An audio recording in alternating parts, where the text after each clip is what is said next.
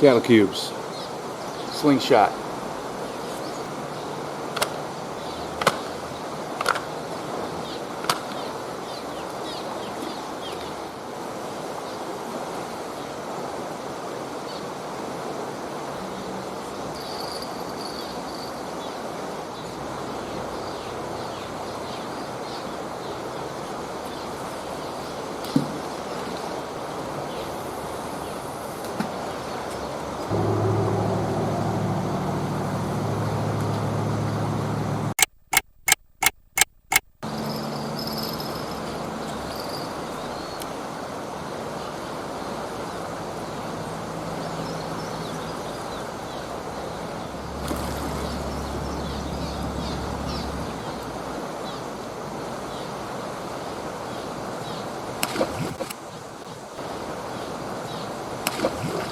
Show you what I got going on here. So here's the bridge, and the river gets pinched real into a bottleneck right here under the bridge, and then so we got a little bit of fast moving water there just from it getting pinched, and then as it opens up back down here, then it slows down. But so right here in front of me is a deep hole, and it's pretty much slack. That fast water is moving past, mostly on the other side of the river.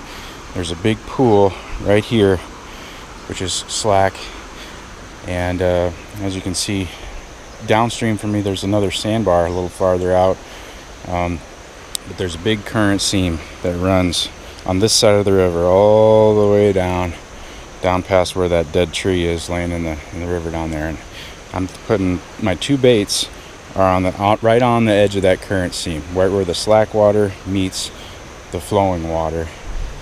And then like that one bait I have right here in the slack water, just 20 feet off the bank right in front of me here.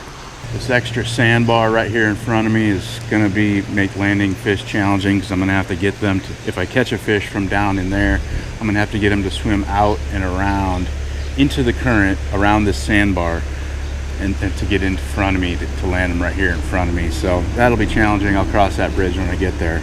It's really sinky sand and mud, mix of mud and sand right here along the water. However, as you can see, there's some scattered rocks here that got pushed obviously from up there. During that massive flood we had about a month ago, they got rolled down here, so I can step kind of hopscotch on rocks to get down to the water here. Obviously I could go stand over there on the rocks and fish, but that is that's a lot of ankle breaking fun over there. I don't want any part of that. Other obstacles include swallows' nests. There's a pretty healthy amount of swallows along the edge of this bridge here, and I am out away from the bridge far enough so that the raining swallow poop is not hitting me, so that's nice. I fished here before a couple of times. I've caught carp here, but just not very successful. It's difficult to land fish with that current. They always want to go out in that heavy current, but it's a good spot to fish too because of the heavy current. We've got the heavy current over there, slack right here in front of me, so this is kind of a holding area for fish that are coming up from downstream. They're coming up here, and all of a sudden they encounter this fast current, which is unusual for this river, so they might want to hang out in here for a little while. That's my theory anyway.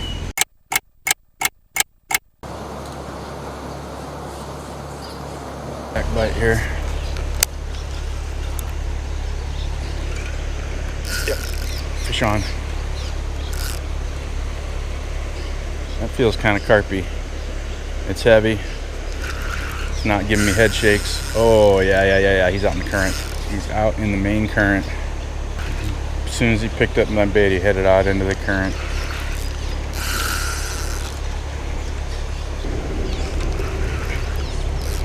I've got the drag a little tighter than I normally do because I need it to pull him, bring him in against the current here. No, he got off. All right, hook looks good. Okay. Of course, as soon as I talk about having the drag tighter, it snaps off. Maybe I should loosen it a little bit, I guess. This is oats, sweet feed, cream corn, and chili powder, spicy chili bait. And hook bait is some vanilla tiger nuts. Well, back in that same spot, that was a middle rod. I got one that's kind of far down along that current seam, and then one is just kind of straight out this way, right along where that moving water meets the less moving water.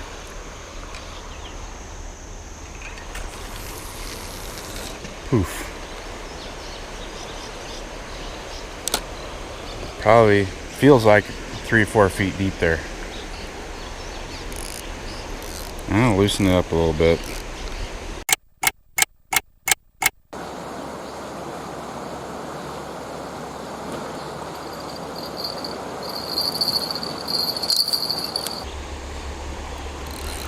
That feels like a catfish. It just came out of this deep hole right here in front of me, real close to the bank. Oh yeah, that's a nice catfish.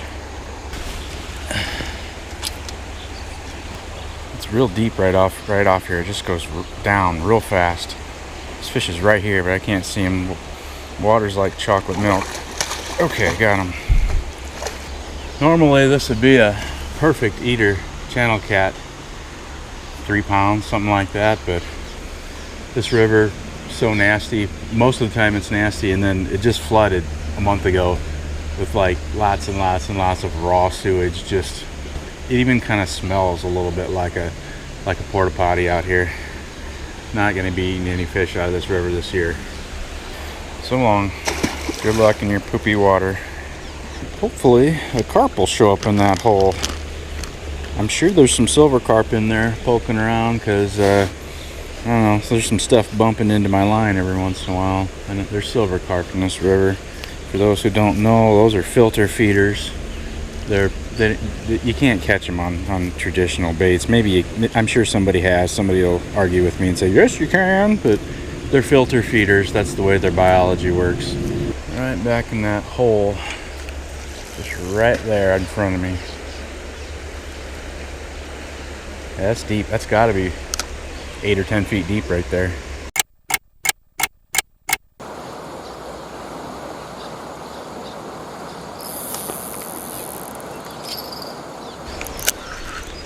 This feels good. Doesn't feel like a catfish. Guess I'll be a little bit more forgiving on this one since I lost the last one. But look at him run now. I don't know. I don't like that very much. It gives him an opportunity to go get snagged on something. Sometimes it's hard to find that balance between how much force and how much to let him run. I guess I'll get the net ready before he gets too close here.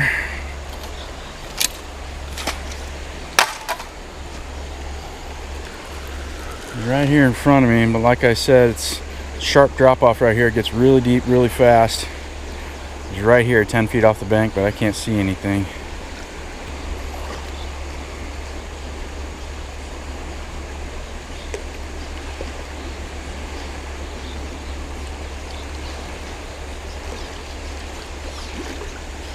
Oh yeah, got him.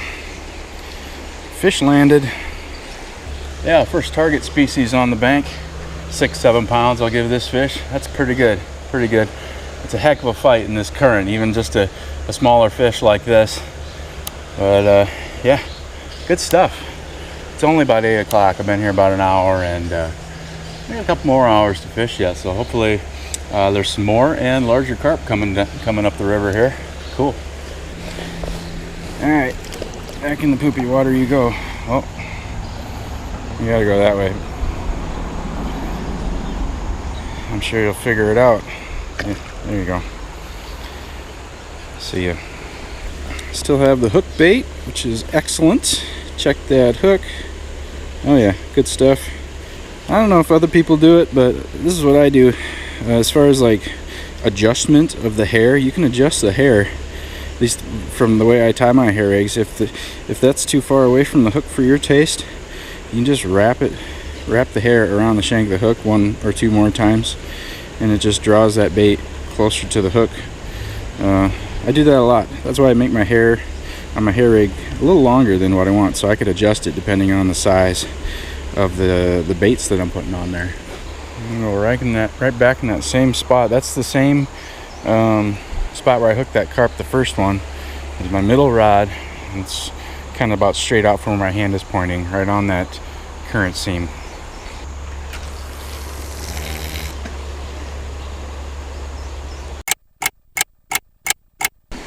here.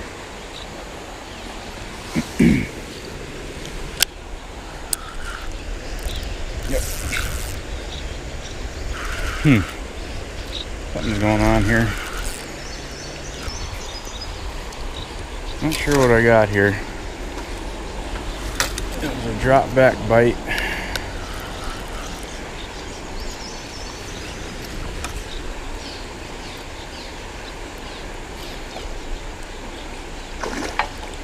Still not sure.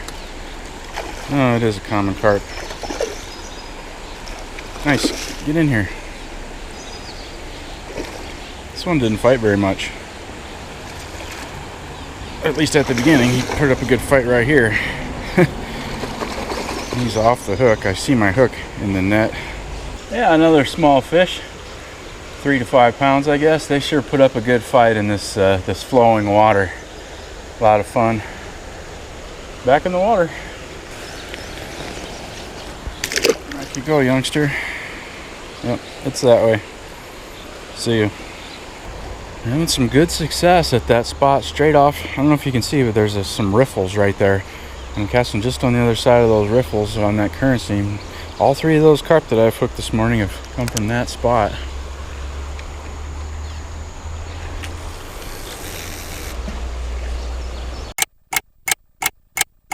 Well, it's about 10 a.m. and it's been about an hour and a half since I had a bite. So just a short little window of fish activity this morning between about 7 and 8:30 there. But yeah, not too bad. A few fish on the bank. Can't complain. Thanks for watching. I appreciate it. See you on the next one.